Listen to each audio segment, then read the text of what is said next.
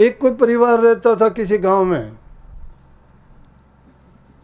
पिता गुजर गया, एक लड़का था, पत्नी अकेली, लड़के की शादी भी नहीं हुई, जवान लड़का है। माँ सोचती है, कहती है कि अब कैसे गुजारा होगा, कमाई करने का साधन था वो गया, अब हमारा गुजारा कैसे होगा। बेटे से कहती है, बेटा बहुत बुरे दिन आए, अब ये बुरे दिनों का हम कैसे इसको टाइम को निकालेंगे, कैसा हमारा निर्वाह होगा, क्या होगा हमारा भविष्य। कहने लगे, माँ क्यों चिंता करती है, ये समय है गुजर जाएगा। ऐसे ही बोला, ऐसे गुजरने की बात नहीं है। जो आदमी कोई काम नहीं करता है तो उसको परिणाम कहाँ से मिलेगा, कुछ ना कुछ तो सोचना पड़ेगा, लेकिन करें तो क्या करें। परंतु जब इंसान के ऊपर दुख आता है तब उसको गुरु भी याद आता है, पीर भी याद आता है, देवता भी याद आता है, खुदा परमात्मा भी याद आता है। वैसे जो इंसान कभी इबादत नहीं करता, पूजा नहीं करता, कभी भक्ति और परमात्मा का नाम भी नहीं लेना चाहता, जब उसके ऊपर दुख आके पड़ता है तो फिर वो सब ढूंढ लेता है, सब ऐसे प्रयास करता है, पूछता है कि कोई ऐसा आदमी बताओ, कैसे संत महात्मा बताओ। तो क्या किया कि उसकी माँ कहने लगी, बेटा एक बात बताते हूँ तुझे कि एक काम कर ले कि एक फलाने जंगल में मैंने बहुत सुना है, काफ़ी लोग कहते हैं वहाँ एक बहुत बड़े संत रहते हैं।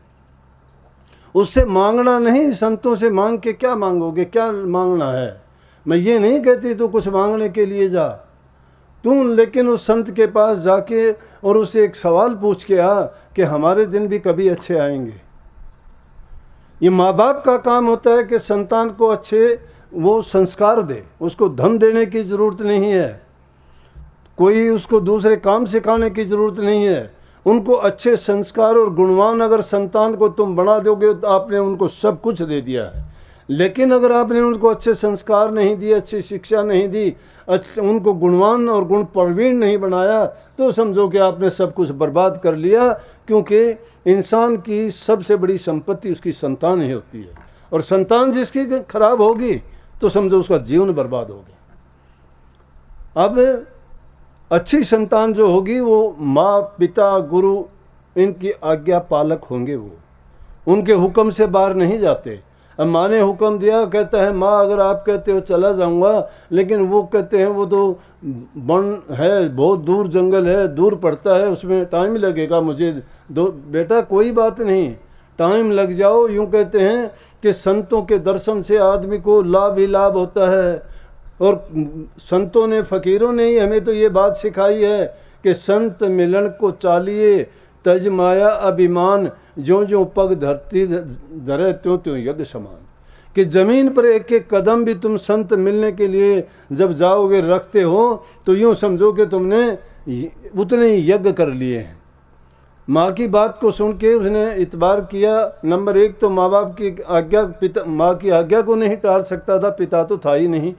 और दूसरी चीज़ उसके लिए भी वो बात उतनी ही ज़रूरी थी कि हमारा भी गुजारा कैसे होगा, हमारा भविष्य क्या होगा, हमारे साथ क्या होगा, कैसे हमारा टाइम गुजरेगा।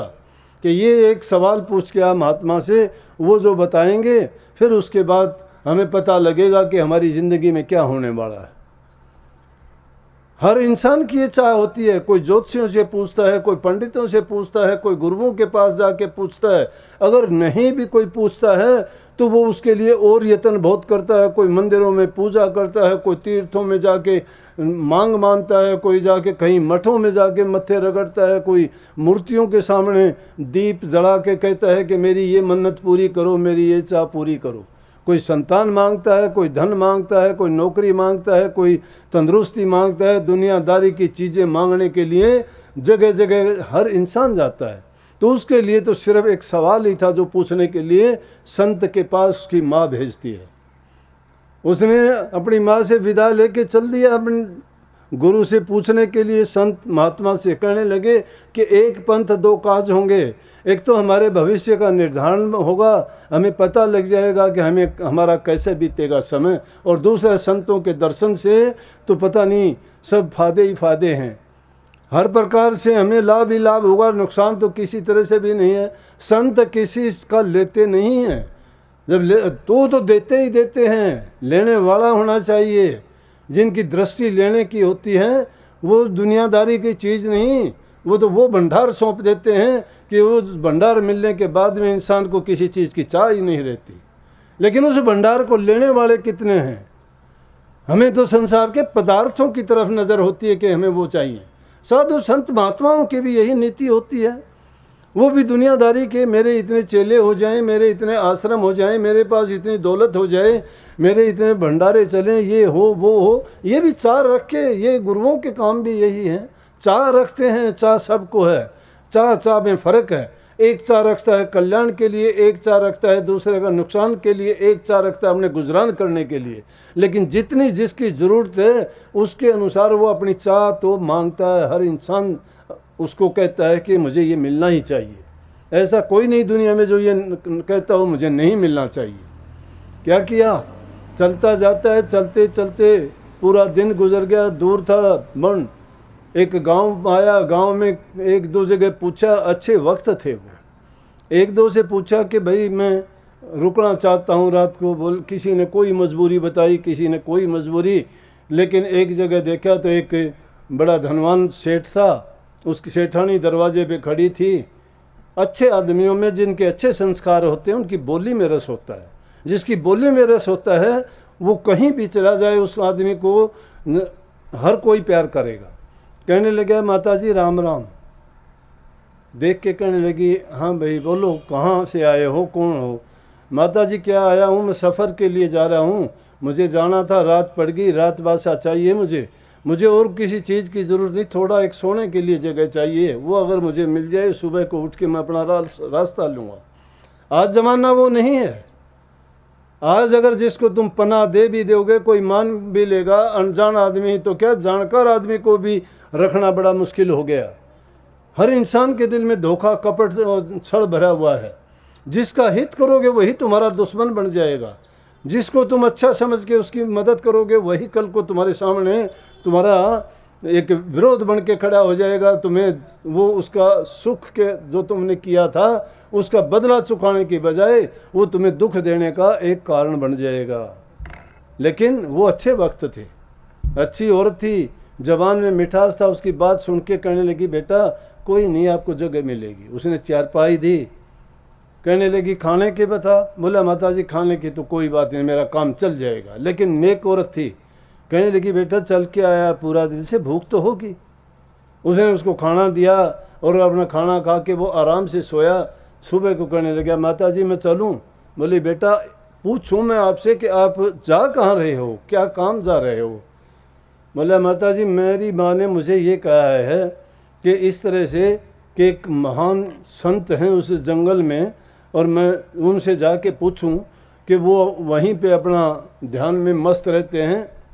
लेकिन जो भी जाता है उनसे पूछता है तो उनको वो बिल्कुल अच्छी बात बताते हैं और जो वो बताते हैं वो सही होती है। बोले, मैं उनके पास जा रही हूँ। कहने लगी, बेटा तू जा तो रहा है, या ये मेरा भी एक काम है, मेरा भी एक प्रश्न पूछ के आना। बोले कि हाँ बोलो माता। क्या? कि मेरा जो एक लड़की है वो लड़की गूंगी है, वो बोलती नहीं है, उसके बारे में पूछ के आना, उसका क्या भविष्य होगा, उसके मेरा भी एक सवाल। बोला, माता जी आपने मुझे रात का रहने के लिए टाइम दिया और मेरा अच्छा वक्त गुजरा, रात गुजरी, मैंने विश्राम किया, मैं आपका सवाल ज़रूर पूछ के आऊँगा। बस आगे निकला तो थोड़ी दोपहर हो गया, चलते चलते, गर्मी का टाइम था अब के जैसे। तो देखा कि और कोई नज़र नहीं आया। जंगल में एक ज़मींदार था, पेड़ों की छांव में बैठा हुआ। उसको देख के पानी था, उसने सोचा चलो इनके पास चलता हूँ। जाके वहाँ बैठ के उन्होंने पूछा तो हमारी ये सभ्यता और संस्कार हैं, हमारे अतिथि देवो भव, अतिथि को हम देवता मानते हैं। जब भी कोई आदमी आता है सबसे पहले उससे पूछते हैं कि आप पानी पियो, खाना खाओ, भूख है तो। उसके बाद पूछते हैं आपका कोई काम मेरे लायक हो तो बताओ मैं करूं। ये हमारी सभ्यता के संस्कार हैं। हमारे शास्त्रों में ये लेख लिखे हुए हैं। पूर्वजों से हमें ये शिक्षा मिलती आई है कि आए आदमी को आप जो तुमसे हो सकती है मदद करो। अगर भूखा है तो उसको अन्न खिलाओ, प्यासा है तो पानी पिलाओ, विश्राम के लिए उसको जगह दो। उस इंसान का अगर तुम नेक काम करते हो, अच्छा करते हो, तुम्हारा भी परमात्मा अच्छा करेगा। ये एक धारणा बनी हुई है। तो जमींदार ने उससे पूछा, पानी पिया भाई, काफ़ी थके हुए लगते हो, छोटी उम्र का बच्चा था, कहाँ जा रहे हो? कहने लगा जी क्या जा रहा हूँ, इस तरह से मेरी माँ ने ये मुझे पूछने के लिए भेजा, मैं तो उस जंगल में जा रहा हूँ। बोला चलो भूख लगी होगी तेरे, तो फिर तो 2 दिन से चला हुआ है। बोले हाँ जी। बोला खाना खा ले। जो रोटियाँ उस जमींदार की आई थी, अब किसान की रोटियां तो क्या होती हैं, जैसी रोटी थी उनमें मिर्च अचार जो भी था, प्याज बीच में दबा हुआ था, आधा प्याज उसको तोड़ के दे दिया, 2 रोटियां दे दी, खा के उसने पानी पिया तो वो इतना मस्त हो गया। कहने लगा जी मुझे बड़ा आनंद आया, अब मेरी भूख भी मिट गई, प्यास भी मिट गई, अब मैं आगे का सफ़र करूँगा। बोला जा कहाँ रहे हो? कहने लगे जी मैं तो इस तरह से वहाँ एक संत के दर्शन करने के लिए जा रहा हूँ और उससे एक प्रश्न पूछने के लिए जा रहा हूँ। कहने लगा भाई जा तो रहा है, मेरा भी एक प्रश्न पूछ के आना। बोला कि आपका क्या प्रश्न है, आप भी बताइए। बोला जी मेरा ये प्रश्न है कि इतने पेड़ मैंने लगा रखे हैं लेकिन इस बार फल नहीं आया, फल कम क्यों आया इन पेड़ों पे, तो मेरा भी सवाल पूछना। बोला जी ज़रूर पूछ के आऊँगा। चला, वहाँ से चलते चलते गया तो आगे जाके उसको काफ़ी टाइम लगा चलने में। देखता है तो एक साधु बैठा हुआ है, कमंडल पास में रखा है। उसने सोची प्यास लगी है, पानी इससे पूछ लूँ, इधर उधर देखा कहीं दिखाई नहीं दिया। कहने लगा जी महात्मा जी प्यासा हूँ। कहने लगा प्यासा है? कमंडल दे दिया कि लीजिए पानी पियो। पानी पी लिया। बोला कहाँ जा रहे हो? इस जंगल बियाबान में। बोला जी इससे आगे जो जंगल है उसमें एक बहुत बड़े संत हैं और मैं उनके पास जाऊँगा, उनसे एक सवाल पूछने के लिए जा रहा हूँ। बोला कि अच्छा तो ये सवाल पूछने, मैं भी काफ़ी सालों से तप करता हूँ इसी जंगल में, वो तो बहुत पहुँचे हुए संत हैं, बड़े सिद्ध पुरुष हैं, वो तो कहते हैं कि वो जो बात बता देते हैं वो सही होती है, मेरा भी एक सवाल पूछ के आना। मुझे इतने दिन हो गए ध्यान लगाते हुए, लेकिन मुझे भी कभी ज्ञान प्राप्त होगा या मैं ऐसे ही चला जाऊंगा? ये मैंने जो इतना साधना की है, इतना तप किया है, इतना संयम किया है, इतना कठोर इस जंगल में रहते हुए खान पान छोड़ के कंद मूल फल खाता हूँ, एकांत में रहता हूँ, कोई मेरी विषय वासना कोई कामना नहीं है। मेरी कामना है प्रभु से प्राप्त करने की, उस ज्ञान को हासिल करने की। क्या मुझे वो ज्ञान प्राप्त होगा? ये पूछ के आना। बोला जी आपका सवाल पूछ के आऊँगा, ज़रूर पूछ के आऊँगा। लड़का गया, चलते चलते आखिर उस स्थान पे पहुँच गया जहाँ पे वो संत विराजते थे। उनके पास जाके बैठता है। वो समाधि में बैठे हुए थे, आंखें बंद थी, तो जाके चुपचाप उनके सामने बैठ गया। काफ़ी देर के बाद में जब संत की समाधि खुली और उन्होंने उसको सामने बैठे हुए देखा, कहने लगा बच्चा कौन हो, कहाँ से आए हो, क्या बात है? कहने लगे जी मैं तो इस तरह से आया हूँ और आपसे कुछ पूछने के लिए आया हूँ। बोला बहुत अच्छा, मेरे से जो पूछने के लिए आते हैं मैं एक दिन में सिर्फ 3 ही सवाल बताता हूँ। 3 सवाल बताता हूँ, सुबह सुबह आ गया, तीनों सवाल आप पूछ सके, भाग्य वाले हो। मन में सोचता भाग्य वाला कहाँ हूँ, सवाल तो 4 हो गए, एक माँ का, एक सेठानी का, एक किसान का और एक साधु का।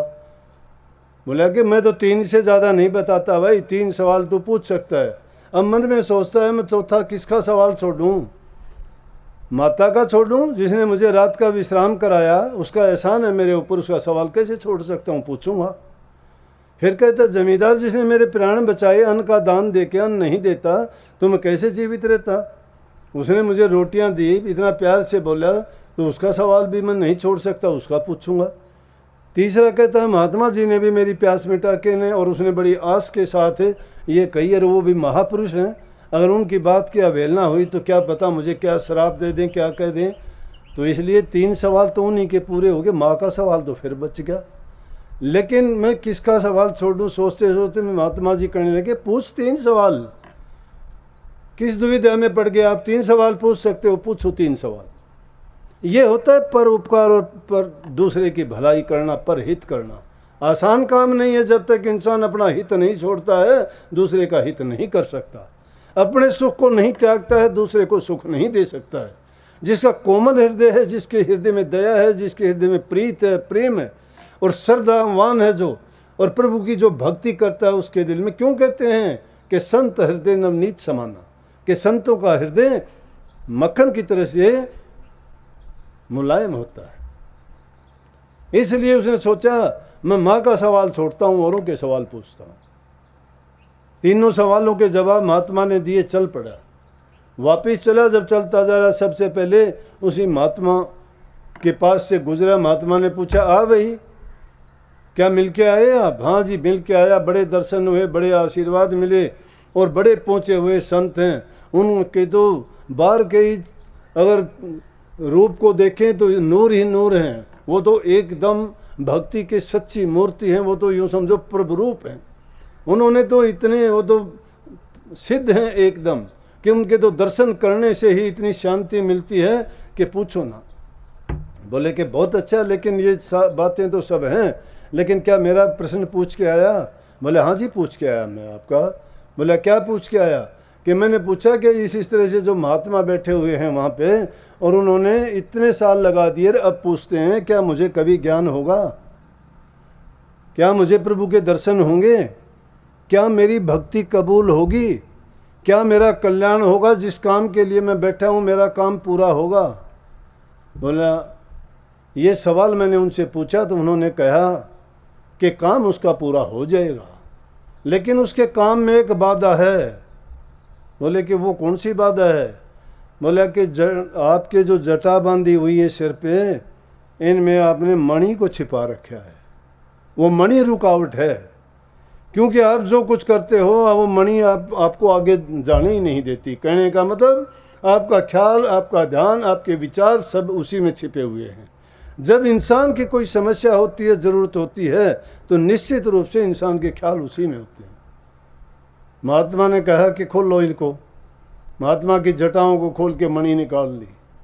मणि निकालने के बाद में कहने लगे कि भाई तेरा बहुत बहुत धन्यवाद, तूने मेरी जटाओं को ही नहीं खोला, तुमने तो मेरी आंखों को भी खोल दिया है।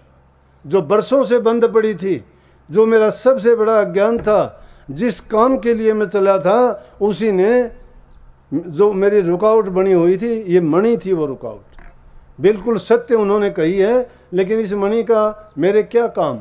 मैं महात्मा हूँ, मुझे मणि से क्या लेना देना? ये मेरी गलती थी। निकले हैं परमात्मा को प्राप्त करने के लिए, लेकिन वासना हमारी अब भी है, जिंदा है। क्या चाहते हैं?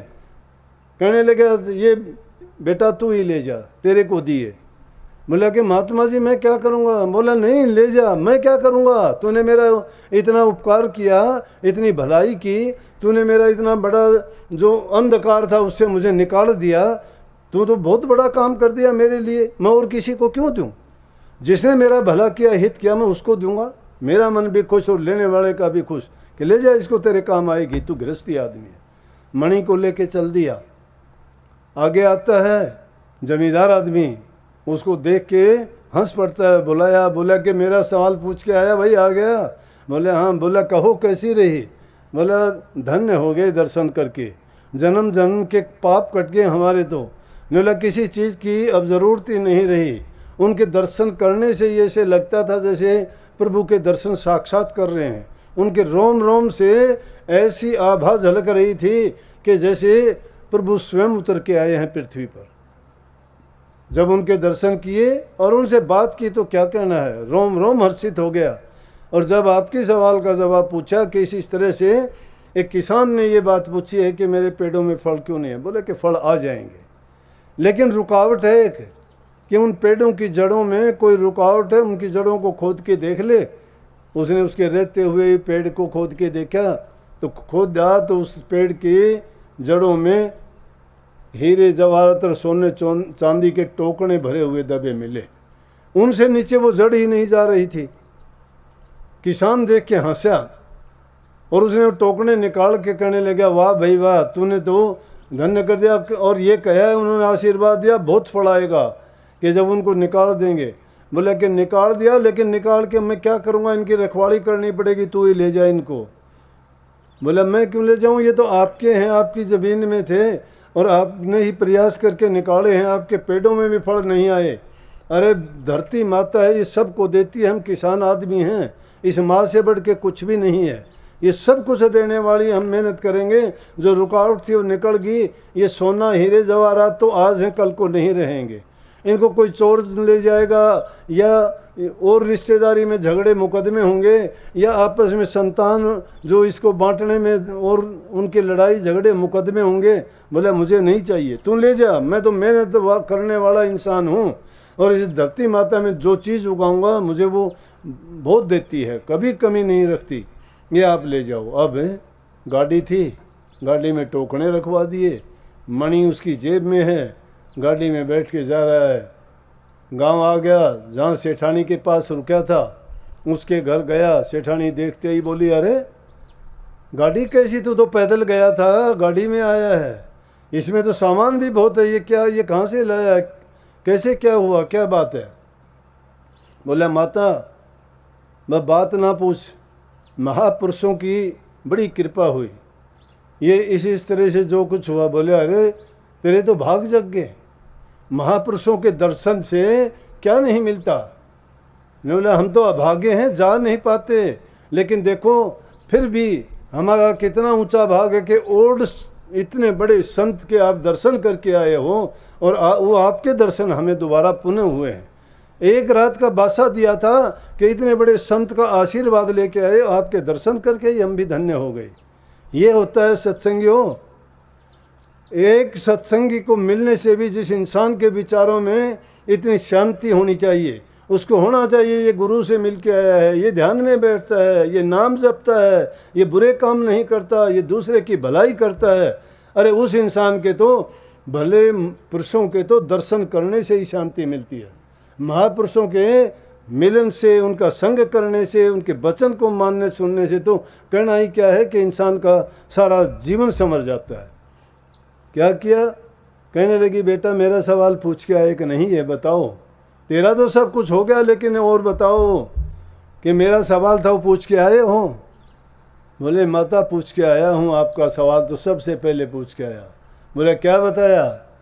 बोले ये बताया है कि जब आपकी लड़की किसी लड़के को देखेगी और देखते ही जब उसकी जबान आ जाएगी, वो बोलना शुरू कर देगी, उसी लड़के से उसकी शादी भी होगी।